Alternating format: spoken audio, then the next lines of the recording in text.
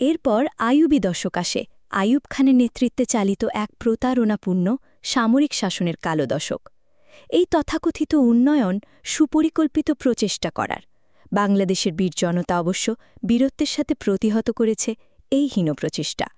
এ ছিল এক পালা বদলের কাল। এখান থেকেই আমাদের ভাষা, সাহিত্য ও শিল্প গ্রহণ করেছে এক নতুন পথ। আমাদের বুদ্ধিজীবী মহল, ছাত্র জনতা আর প্রচার মাধ্যমগুলো সাংস্কৃতিক বন্ধনকে দৃঢ় করার জন্য পালন করেছে এক বিরাট ভূমিকা। আমাদের দেশে বাংলাদেশের স্বাধীনতার জন্য আসন্ন সশস্ত্র সংগ্রামের ক্ষেত্রে প্রস্তুতিতে জনগণ ও সৈনিকদের মনোভাবকে গড়ে তোলা আর আন্দোলনে দ্রুততর গতি সঞ্চারণে এদের রয়েছে এক বিরাট অবদান। জাতীয়তাবাদ গড়ে তোলায় একমাত্র উপাদান হচ্ছে এর সংস্কৃতি। ১৯৬৩ সালে আমি ছিলাম সামরিক গোয়েন্দা বিভাগে। সামরিক গোয়েন্দা বিভাগের তদানীন্তন পরিচালক মেজর জেনারেল নওয়াজিস আলী মালিক একসময় আমার এলাকা পরিদর্শন করেন।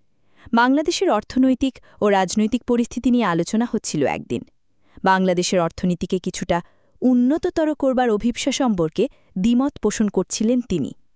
এক পর্যায়ে এ ব্যাপারে তিনি আমার অভিমত জানতে চাইলে আমি বললাম, বাংলাদেশের অর্থনীতিতে যদি ব্যাপক অগ্রগতি সাধন করা না হয় তাহলে দেশে প্রশাসন ব্যবস্থা চালু রাখা সরকারের পক্ষে কঠিন হবে। এর জবাবে তিনি বললেন, বাংলাদেশ যদি স্বয়ম্ভর হয় তাহলে সে আলাদা হয়ে যাবে। পাকিস্তানের শীর্ষস্থানীয় সামরিক কর্তারা বাংলাদেশ সম্পর্কে এটাই ছিল মনোভাব। অথচ তারাই তখন দেশটা শাসন করছিলেন।